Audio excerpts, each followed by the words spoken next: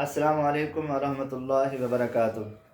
آج ہمارا نورانی قاعدے کا جو سبق ہے تختی نمبر 9، مشق حرکات، کھڑی زبر، کھڑی زیر، الٹا پیش۔ مشق سے مراد یہ ہے کہ جو پیچھے والی چیزیں ہم نے پڑھی ہے اس کی اس تختی میں ہم نے اس کو عملی طور پر فٹ کرنا ہے، اور اس تختی میں مد کے بتایا گیا ہے کہ مد کیا ہوتی ہے۔ مد کی 3 قسمیں ہوتی ہیں۔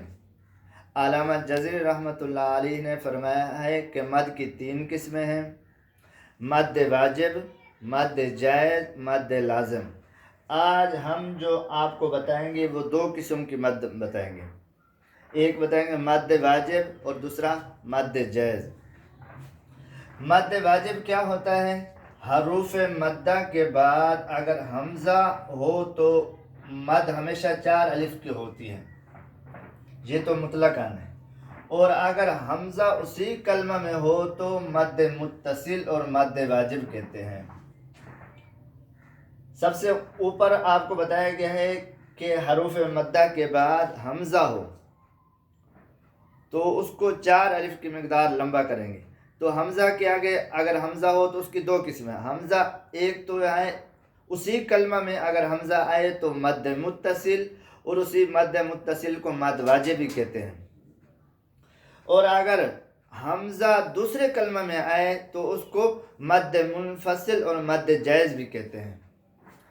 مد متصل اور واجب، متصل سے مراد ملی ہوئی ہوگی، اگر ہم وقف کریں پھر بھی، اگر ہم وقف نہ کریں پھر بھی وہ مد ملی ہوئی ہوگی اس کلمے کے ساتھ۔ جیسے کہ جہاں دیکھیں جا،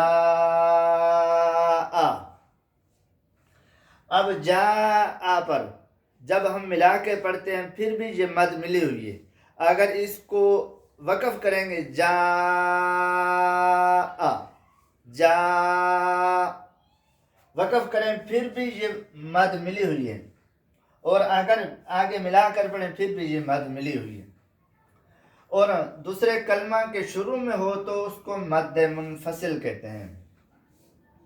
2 قسم ہو گئے مد کی، مد منفصل۔ دیکھیں اس کی مثال دیکھیں، اِنَّا انزلنا، اب یہاں دیکھیں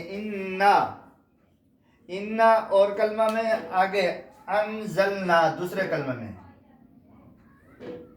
تو یہ ہے مد منفصل، اس کو کہتے ہیں مد جائز بھی۔ اس کا جائز سے مراد یہ ہے آپ یہاں اگر وقف کریں تو یہ علیحدہ، جب وقف کریں گے تو یہاں اس لفظ کے اوپر مد نہیں کریں گے، اِنَّا بس الف مدہ وہ آئے گا جو 1 الف کی مقدار اس کو لمبا کریں گے، لیکن جو 4 الف کی مقدار برابر ہے اس کو لمبا نہیں کریں، یعنی کہ اتنی مقدار ہم نے اس کو لمبا نہیں کرنا۔ کیوں؟ اگر اس کے اوپر وقف کریں گے، کیوں؟ اس مد کا تعلق آگے والے لفظ کے ساتھ ہے۔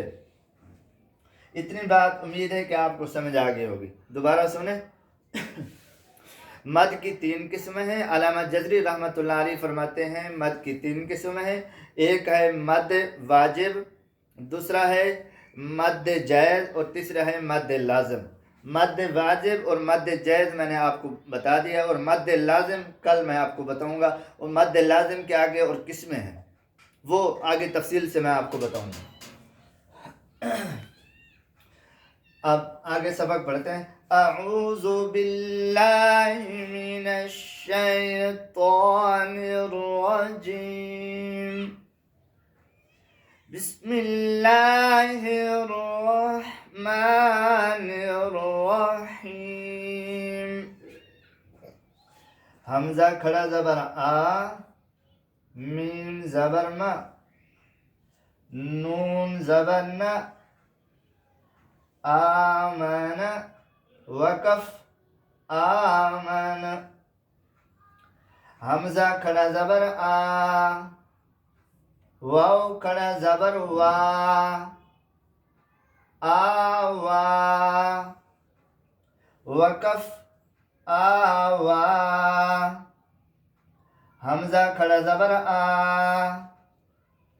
نون زیر نی، یا زبر جا، تا 2 زیر 3، आनियातिन, वक़फ़ आनिया।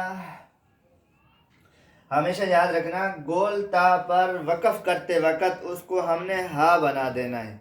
इसको आनियातिन को जब वक़फ़ करेंगे तो ये लफ्ज़ इस तरह बन जाएगा, ये आनिया, ये गोल ता इस तरह बन जाएगा वक़फ़ की सूरत में। हमजा खड़ी ज़ेर ई, लाम खड़ा ज़बर ला, फा ज़ेर फी, इलाफी, वक़फ़ इलाफ। हमजा ज़बर ये आई, नून ज़बर ना, आईना, वक़फ़ आइन। बाज़िर बी, हा खड़ी ज़ेर ही, बिही, वक़फ़ बिह। ये बात याद रखना, ये भी ही है, जब वक़फ़ करते हैं भी ही हो जाएगा, लेकिन बच्चे बसा औक़ात इस भी ही को पढ़ते भी ही वक़फ़ की सूरत में इस तरह पढ़ते हैं, जबकि भी ही नहीं पढ़ना बल्कि भी, यानी कि इसके ऊपर जज़म आ जाएगी। ये लफ्ज़ जब वक़फ़ करेंगे तो ये लफ्ज़ यूँ बन जाएगा, भी ये बन जाएगा।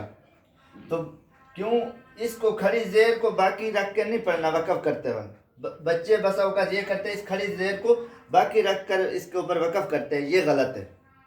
जैसे यहाँ खड़ा ज़बर को जब वक़फ़ करते हैं तो इसको खड़ा ज़बर को बाकी रख कर वक़फ़ करते हैं, जैसे आ वा वक़फ़ करेंगे तो आ वा होगा।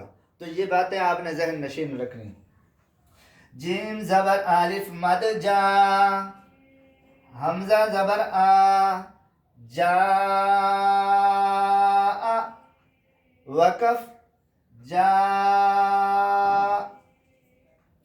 जीम खड़ी ज़ेर आलिफ मद जी, हमज़ा ज़बर आ, जी आ, वक़फ़ जी। जीम पेशवा जू, आइन दो ज़ेर इन, वक़फ़ जू। खा ज़बर वा खौ, फा दो ज़ेर फिन, खौफिन, वक़फ़ खौफ। खा ज़बर ये खै, रा दो पेश रुन, खैरुन, वक़फ़ खैर।